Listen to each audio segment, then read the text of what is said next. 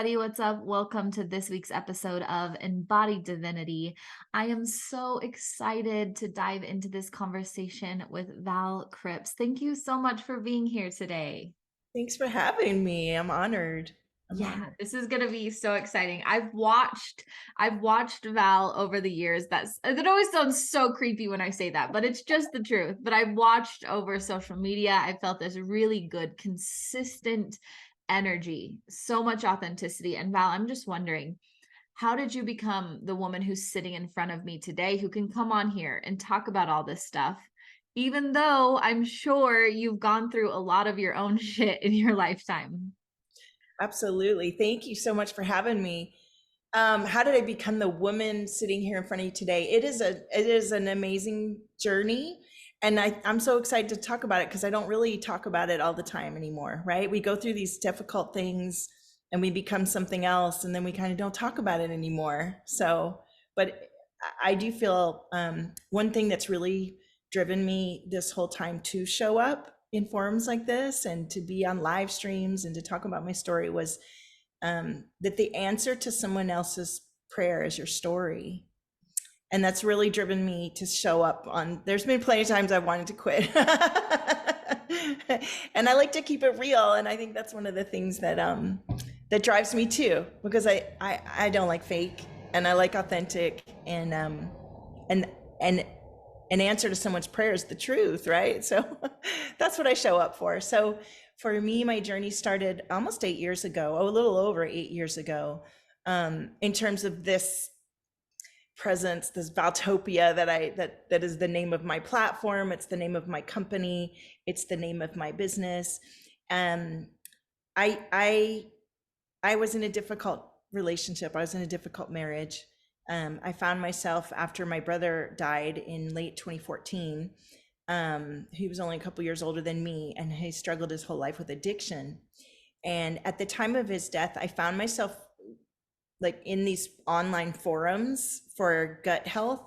I was suffering from terrible gut health because it was really, I just had 2 kids and finished nursing, and my body was rechanging with the hormones. But I was suffering from emotional and energetic abuse. My ex-husband, he just is really controlling. That's who he is. And he's kind of angry too. And he just kind of keeps a lockdown on everything. And I suppose I was attracted to that because it was like, oh, this strong man who's in charge, and he's going to take care of everything and take care of me, and I'm going to take care of him, and we're going to have these babies. It's going to be great.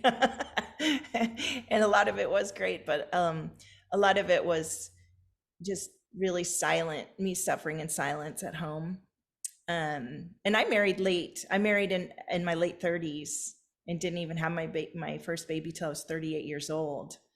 And I had already lived a life as a single woman. I moved out here to California on my own, not really knowing what I mean, I knew what I was going to do. I was getting my Master of Fine Arts in Electronic Visualization.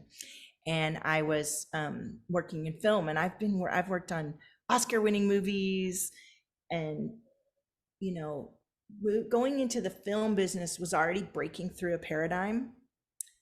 But leaving my marriage and starting my own business and focusing my business around my art and my soulfulness, my spirituality, which was never a part of my life before that point, was a huge nether breaking paradigm.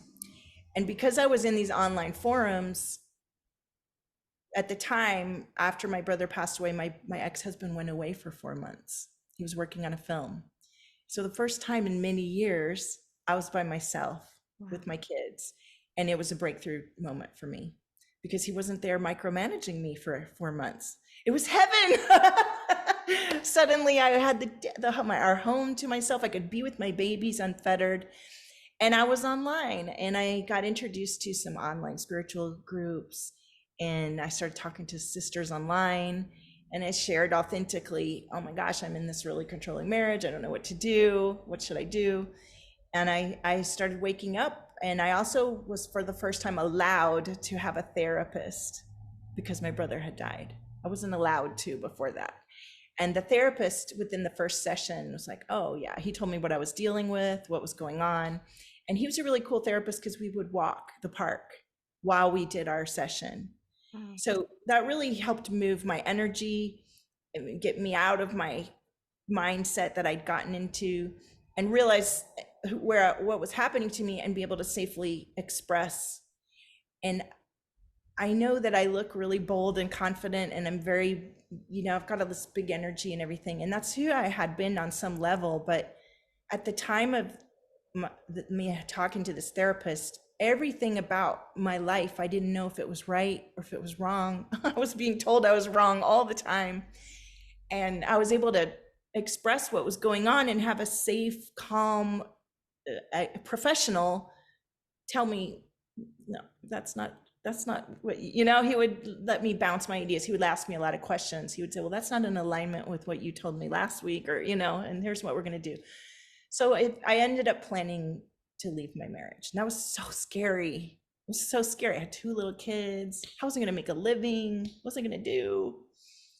And my first thought was to I'm an artist. I've always been an artist. Like, if that was one identity I've always had, it's as an artist from the youngest age. And I always knew that would be my life. And then I was always trying to make a living. I was always going to college. I was getting my degrees. I was working towards making a living. Still doing that. But I went from offering my services as some energy. I started learning about energy, started getting certified in energy healing. I started offering free things. People would have miraculous turnarounds even before I knew what I was doing, just from being in my energy and my positivity. And it always blew me away. And little by little, I built this business and this platform to where I now have several thousand people who are supposedly my followers. I don't really like the concept of followers. I'm not a follower. I'm an individual, and I have ideas and expression, and I certainly see that for my community. I always call it my community, not my tribe. Sometimes I might call it my posse, but it's a community.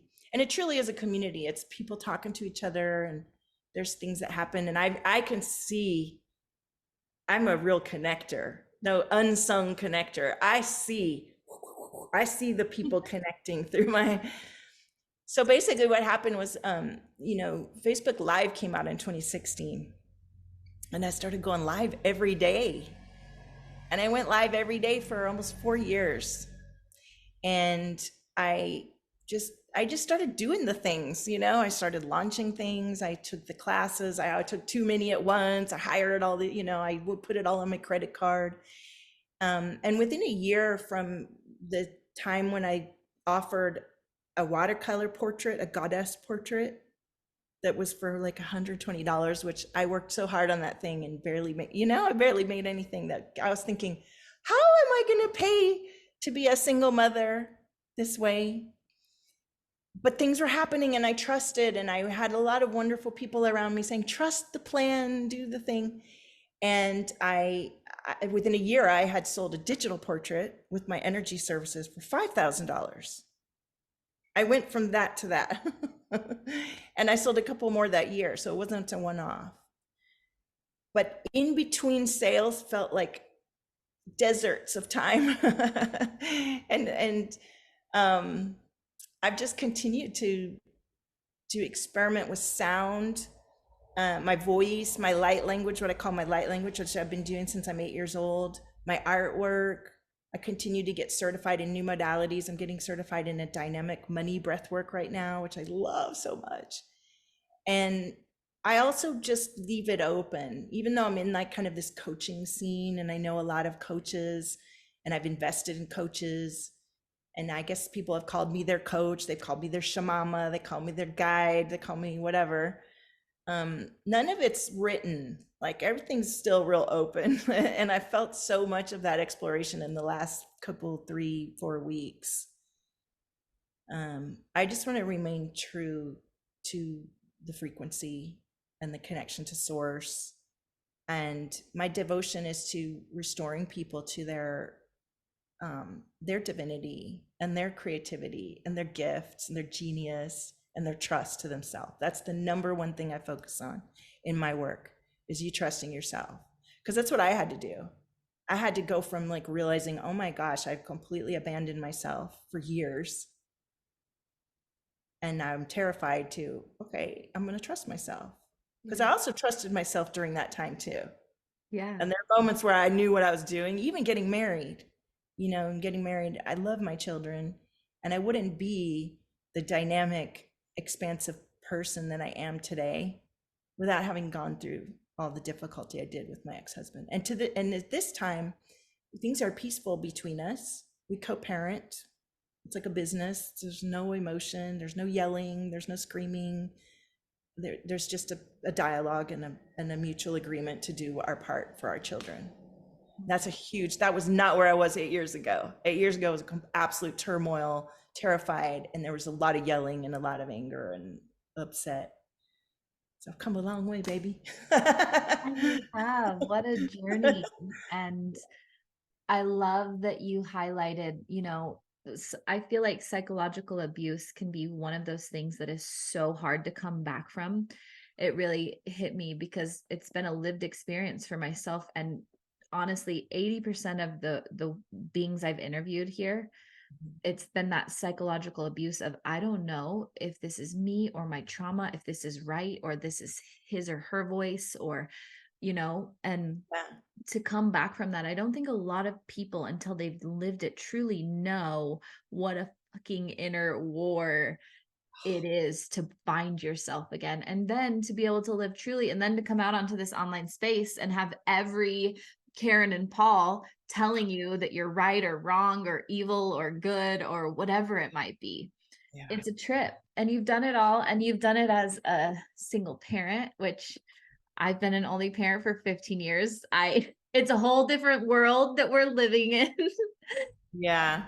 I mean, I do get to share it with him, and he does do things for them, and he does do his part to some, you know what I mean? I'm not getting a bag on that. Like, I know some people don't even have a person there to share it with, and I can't even imagine that. So at least I get some time to myself, and I'm sharing the experience, even though we don't agree on some things, but yeah, it's a journey.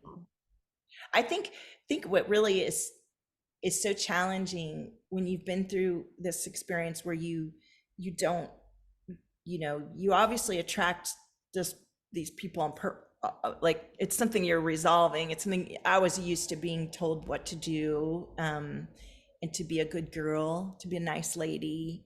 I was really, really groomed to people please. And that's been really hard to break. And coming online and doing this stuff that we do just really keeps throwing you back over the coals.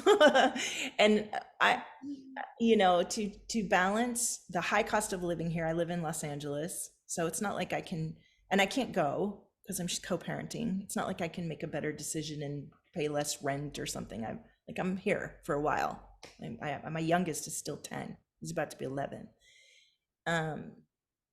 So just balancing, like, oh, I want to do what I want to do because I trust the divine in me, and this is my life purpose and mission. I've always been purposeful. My art, I chose that over other things against the will of people around me to keep me safe.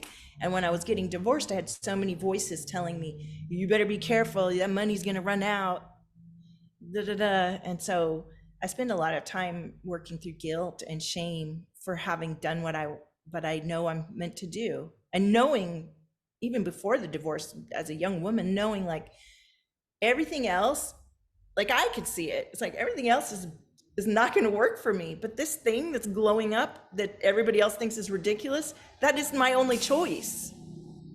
And I've always chosen it, even under duress from others. And it's interesting as you get online and there's so many influences, so many voices, and I'm finding myself just like more and more just like I don't even want to,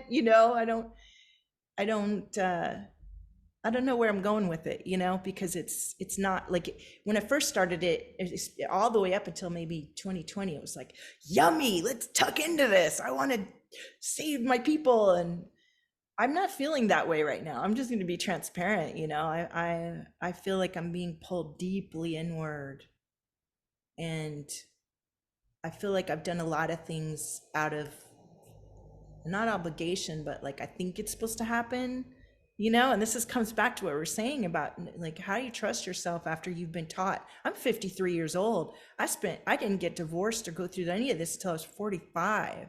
And most of that time I was a good student. I was a hard worker. You know, when I worked in film production, what a great way to avoid your life is to go work in film production. If you don't want to go get married or live your life, go work in film production. You will just be earning money and working all your life. I worked 100-hour weeks. You know, this means you're working like 12 to 14 hours a day, 7 days a week, months on end. You're just in a chair in the dark behind a computer screen, maybe listening to music or whatever, and you feel okay about yourself because you're getting your job done, you're making money. That's what people want. That's what my family, like, as long as I'm taking care of myself, then that's not what they wanted for me. But, you know, as long as I'm not like unable to take care of well, good, everything's taken care of, right? You're taking care of your shit, kind of. And meanwhile, your life is just passing you by. And, you know, so to take that, you know, to take that off, like that kind of easy corporate, it's not easy, but, you know, somebody's telling you what to do, you're just doing it. You don't have to think. You don't have to have a social life. You don't have to have, you know, I did that for years. And I think I thought by getting married and having my children, I would begin my more of a life. But that was a weird transition for me too, because I went from being like this kind of fiercely single woman, and I was definitely affected by the propaganda. Like I watched Mary Tyler Moore. I was ready to be a single working woman, you know, like I was MK Ultra all the way. And it wasn't like that. Like, it was really weird for me to go to the park with my kids because I wasn't one of those women. You know, I had this whole like transformation to go through. And I didn't really go to the classes. You know how they have the baby classes? Well, my ex didn't want to pay for that, so we didn't do that. So I was on my own there. And I was pretty much on my own with my babies because he was always at work. And I worked full time, took care of my babies, and took care of all our food was homemade. I made everything from scratch. My children never had any pressed baby, like canned baby food, never. And I think I started my business thinking I would do a food blog. It was called Nom Nom Mom. I love that. And I had these great pictures of my baby's fingers, and I was making all this food. And I at the time, that was the most I could stretch to. Yeah. You know, oh, I'm going to be so weird and not work in an office, and I'm going to have a blog, and I don't know how it's going to work, but, and then like within a couple of years, I'm like talking about light language and cosmic stuff. And I went like way another direction, right? It's so interesting the way life just takes us on this evolution, like in the moment evolution, you know, like if your ex-husband hadn't have gone on that 4-month trip, you know, you might not have had that awakening process. It's so beautiful. Totally. Because I was really able to, during that time, I was really able to listen to the videos I wanted to at night. I was able to get sleep for a change because there were, you know, whatever. And I was just able to really come into my own and also take these classes. And when he got back, I used to have to go to the car to do my classes because I could, you know, it was a secret. And I kind of wish I had the recordings from some of those classes. And I'm still online friends with so many of the people that I met at that time. So many people have watched me come up, and I have people reach out to me all the time and they say, oh, I've been watching you for years. And I don't know them, but they know me. Isn't that interesting? That aspect of it too. Yeah. Is that this, I've really been consistent. Like if I like yesterday, I don't think I posted it at all. And that's very unusual for me. I might have posted one thing, but I always almost post at least one thing, whether it's a picture of my garden or something. And to me, that's about that trust, right? Like I'm here, I'm showing up, because I am working with a lot of people that we've all been through some deep stuff. Yeah.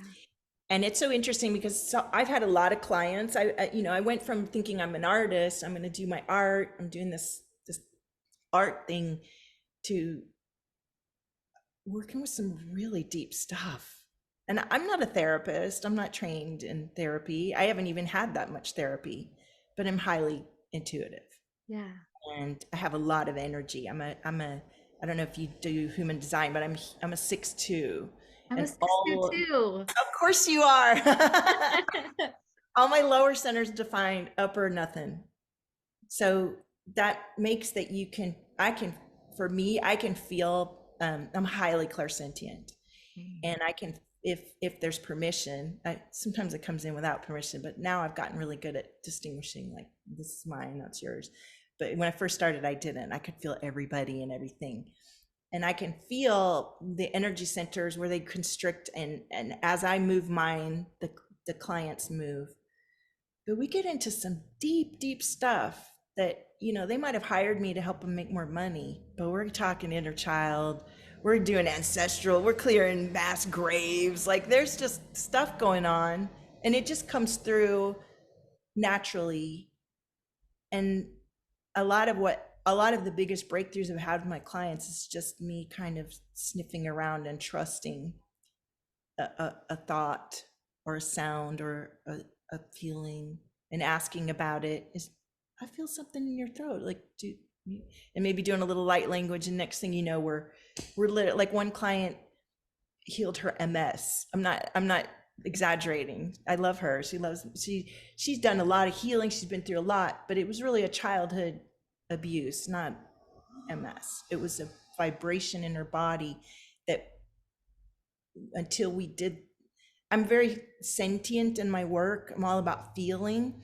And my energy centers are really good at activating dead energy centers in others that have been numbed or they've been taken offline. And when that stuff comes back online, it can be really disruptive and it's really challenging. And I'm up for it. I'm amazed. I'm still amazed. I'm like, how do I know how to do this? What's going on? And that's what I encourage my clients. My clients are that way too. They're vibrational healers. They're way showers. They're guides. And when they trust themselves, magic happens. And I think that that's probably the theme, of this thing. It's like, trust yourself, even though it is awkward. I don't want to fluff. I don't like fluffing stuff up. I'm such a Virgo. I'm like, there's no fluff here. Let's keep it real. Because I like to know what I'm in for, right? Like, I mean, I want to be excited, but I don't really like hype. I think that's why I get frustrated with the online world. It's just so much hype. And I think the astrology that we're in right now, it's just like, Well, it's so interesting. I was just reflecting on it this morning, 80% of my posts are just like, and even on my emails, they're just like real raw activating truths of like calling you higher. And then whenever I share anything that's like love and light, that will get 80% more engagement than any of the shadowy stuff, because people don't want to tell themselves the truth, and they're scared of it, but they crave it so deeply. And so it can be so activating, but then they take that energy and it's like, this doesn't necessarily feel good in my body, so I'm going to push it away, instead of, oh, wait, this is just activating something within me. I'm going to open to this further. Yeah. And I think that you have been such a catalyst for so many people with just your truth telling, with your vulnerability, with your realness. And I know you do a lot. You do something called art alchemy, which I want to talk more about. And you also do a lot with breath work. And I was wondering, if somebody's listening to this today, I know so many of my listeners have gone through that moment of just like realizing they've been living in a lie, whether it was from parents or a spouse or just society telling them they were wrong, and they're learning how to trust themselves. How does the work you do, or what would you even recommend to some of the listeners if they're really trying to deepen that self-trust? Absolutely. I think I'll start with what I had to do by myself, if somebody isn't ready to book in or whatever, and then I'll talk about how I address it. For me, when I was going through those moments, I'm seeing a butterfly birthing over, and I have this gorgeous garden on my patio, and there's a new butterfly over there. It's so good. I love hummingbirds and butterflies and stuff. So one of the things that my therapist told me when I was going through this transformation back in 2015, and I had decided to ask for the divorce, and I was preparing for him to come home and tell him on the day he got back. I laugh because it sounds so awful. He's been gone for 4 months. I'm like, all right, I want a divorce. But I was scared of him at the time. I was really scared. So I enlisted my parents and my therapist. It was the first time in my life where I really asked for so much support.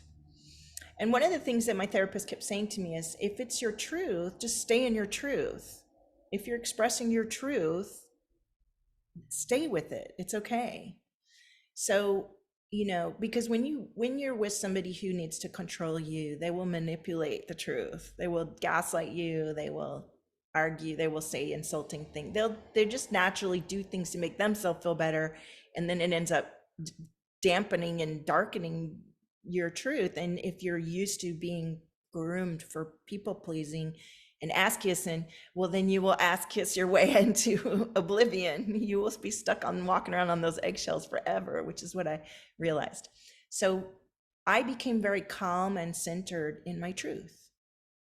I also turned my phone on a lot and recorded my conversations because I wanted to go back and listen and see, was I consistent? Am I really like, because if you've been involved in that kind of dynamic where you aren't healed yet and you're so open and raw and submissive and not surrendered, submissive, right? Where you're like, and you don't kind of know what you're doing, when you begin to speak it, and if you can hear yourself back, you're like, oh, that was good. I'm not saying anything wrong here. You begin to really reinforce your own truth. So if you are in a difficult dynamic, and what I always say to my clients is you got to back yourself and believe in yourself and trust yourself. That's the ultimate goal. And that's why that's that is the number one thing I work with, is recalibrating your nervous system to align to your truth. And it's an experience. It's an experiential process. And that's why I'm so good at it, because I'm an experiential person. I'm all about feeling. I'm in the moment. I don't really like to plan a lot of things. And that's another thing I find really challenging about having this business and doing this world, is everybody wants you to lay it out and make it easy for a kindergartner to understand and all this stuff. And they'll be saying that stuff to me, and then a couple years later, they're actually doing what I was doing 5 years ago. So you have to trust yourself if you're on the cutting edge, if you're a way shower, if you're new, the new edge, the leading edge.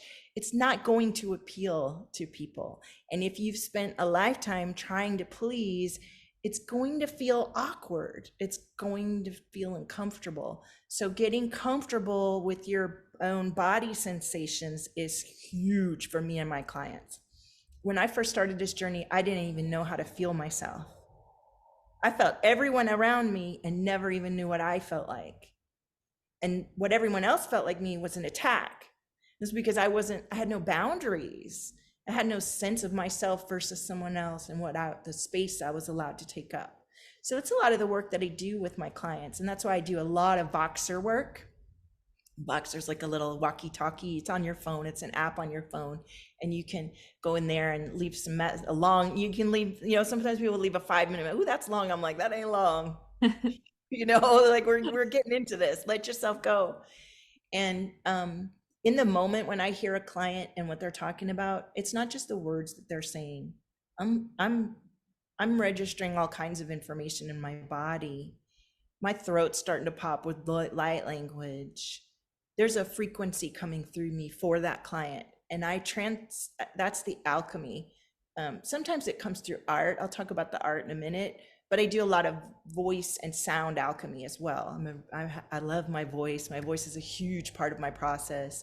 I've been singing and doing art since I'm a little kid. When they say to you, what'd you do as a little kid?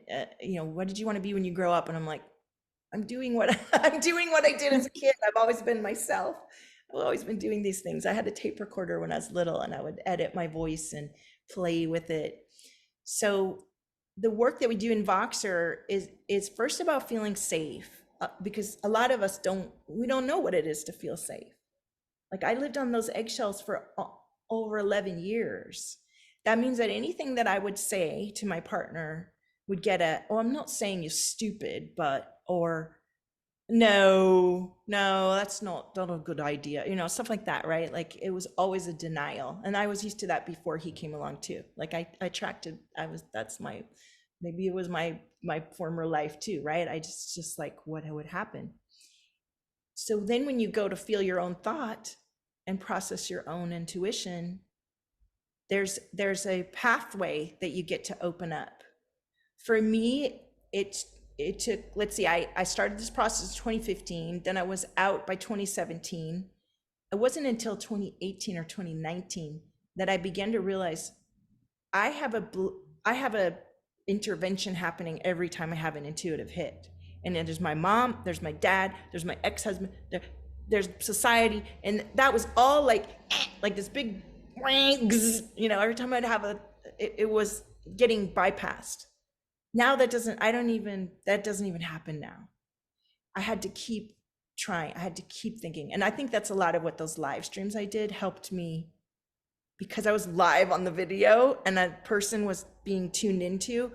Instead of it being about me, I kind of had to work backwards. I had to tune into that was what I was used to, right? I had to tune into other people first before I could start feeling myself. And then I was able to begin discerning, oh, that's what that feels like. Oh, and it required me to just keep showing up for it. And in the Voxer with my clients, they're showing up for themselves by speaking to me their truth. And at first, for some people, it's really uncomfortable. They've probably never been witnessed or heard or listened to like that. They've never had somebody who really gives a shit. Even they've invested in coaches that for a lot more than I charge. Not that I'm cheap or anything, but I mean, my self-guide stuff you can get for cheap, but when you work with me one-to-one, you know, there's an exchange. And I've invested in high-level coaches who don't show up the way I do in a container. They just come, they listen once a day, and then, oh, what would your higher self say? And then they come back again 24 hours later. They never actually like be there with you. And I would say for clients who've been through this kind of trauma and abuse, you need to find somebody who's willing to sit and listen and be with you. And it's not going to be so intensive forever. You know, I have a 1-year client that's just finishing up. And I would say the first 6 to 7 months was pretty intensive. This was a lot of offloading. There'd been a lot of trauma, whether it was somebody dying or, you know, unfortunately, or things like that. There were things that had happened that had, even though there'd been therapy and meditation and all kinds of things, I get to a root level that you'll never get to with anybody else.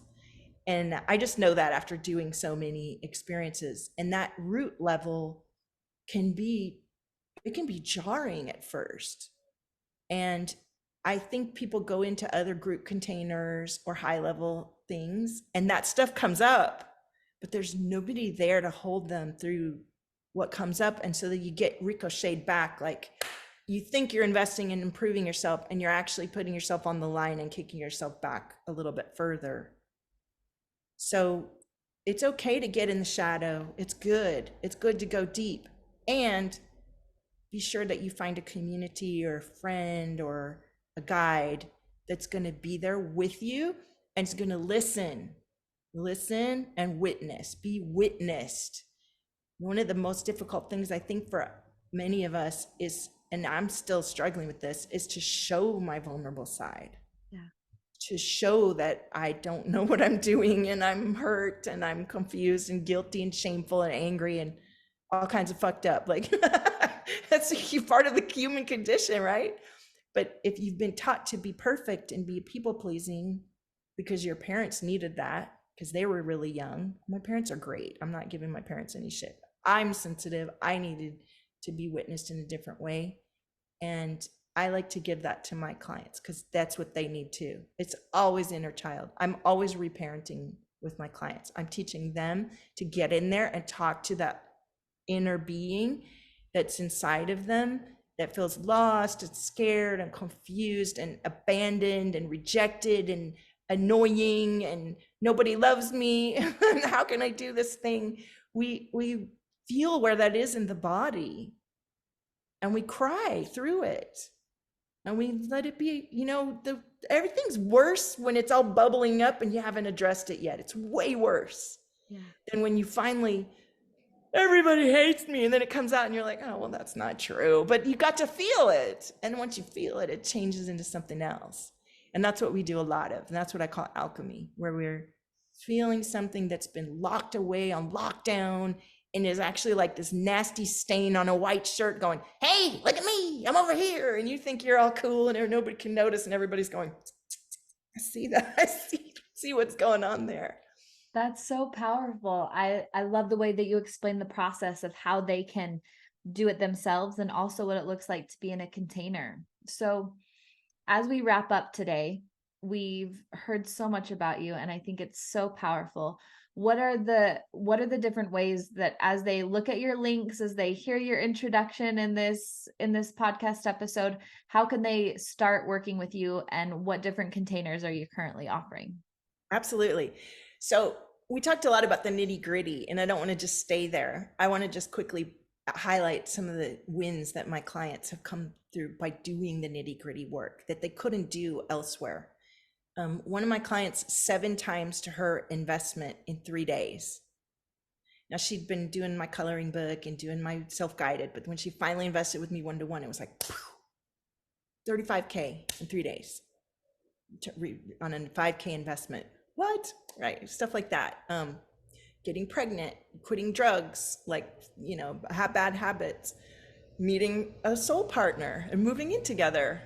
These are all the things that can happen when you let go of the grip of control you think you have, that somebody else had on over you, and you release all that energy that's almost like little sticky bits all inside of you, and you just get in touch with source and you trust yourself. It's a beautiful thing. So there's different ways you can work with me. I have a program going right now, but by the time this airs, it'll already be in production. It's called Lighten Up to the Fuck Yeah. And my brand is the FckYeah Frequency. I did a card deck with my FckYeah cards. And I like that because it quickly explains what we're doing here, right? It's so esoteric. There's so much to explain. Nobody knew what I was doing when I started. And I'm like, I'm bringing the fuck yeah. What more is there to know? Of course, it's dependent, but I'm all about frequency, which is energy. And I don't know if you know, like I do quantum healing devices. Those are cool. You press a button, you get some energy, but I'm like a Healy. Like I will literally, in the Voxer or on our session say, okay, we're bringing in I feel the frequency coming in, and the energy will come in, and then they'll be like, oh, you know, things will happen. So it comes through that way. It can come through me toning and doing my light language. Sometimes I do bongos. We do a lot of talk dialogue, witnessing, expressing ourselves, stating intentions. And now I've added this amazing dynamic breath work. There's always light language. The light language is not speaking in tongues. I don't even really know what that is. I just have been doing this heart language since I'm a child. And so you can work with me one-to-one for 6 months or a year. I really don't do less anymore, because if you're going to work with me, we're going to get into some stuff and you need to be with me through it. I really recommend the year. Because look, we got to 6 or 7 months and we're just starting to hit your stride. Now we got to have some fun together and like expand into the bliss, right? So working with me one-to-one is a wonderful way to get to know yourself, to trust yourself, and nobody can ever take it away from you. Like you may not have a financial return on your investment right away. It's just, you might have some work to do. It depends on how deep your stuff goes, but I'm not going to shy away from that. I don't care. I care about you and your transformation and your ability to feel really good in yourself. And that leads to your own strategy, your soulmate connections, all these things. So you can work with me one-to-one, you know, it's a very exclusive thing. Then you can work, I have all these great programs on my website that you can do yourself. And they're amazing. My recordings are great. I have people go through them all the time and they're like, oh my God, I had a huge transformation. It's not exactly the same as getting me one-to-one, but it's great. I have some free things you can explore on my website, so you can get to know a taste of what it's like. And if you're on my Facebook page, that's where I post the most. I just got used to that. But I'm on Instagram, I'm on YouTube. I'm not really active on YouTube. I'm a little bit on TikTok, but you can find me all over the place, Valtopia, and I'm constantly evolving and sharing energy, color, art. You can buy my art. You can buy art and enjoy that. You can get a digital portrait. that's just so transformational. It's not AI, all kinds of fun things. Yay, I'm so excited to be able to offer all of my wonderful community access to what you offer. And like I said in the intro, guys, you can find all of Val's links below wherever you're listening or watching this at. And Val, thank you again for being here today. It's been so wonderful. Thank you so much for having me. I love your beautiful lit essence every day in my feed. It's such a blessing. You're such a blessing. This has been so fun. And as always, guys, breathe deep, plan on miracles, and I'll see you next week.